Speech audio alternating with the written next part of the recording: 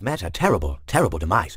But, I don't feel too bad about it. After all, if it weren't for me, it would have just been from someone else. I guess what I'm trying to say is life goes on. Well, for everyone else, life goes on, not for you. You're dead. But that's neither here nor there.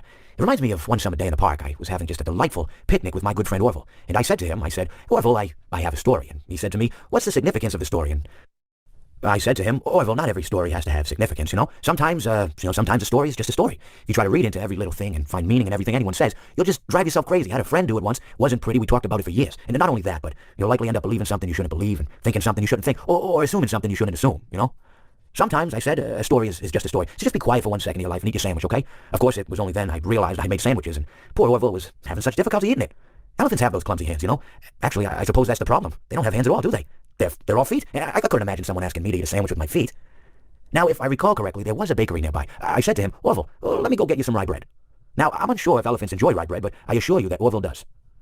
Now, this was on a Tuesday, which was good because rye bread was always fresh on Tuesday. They made sourdough bread on Monday and threw it out Wednesday, or rather they sold it at a discount for people wanting to feed the ducks, and then probably at the end of the day, finally, they threw it all out. I don't recall.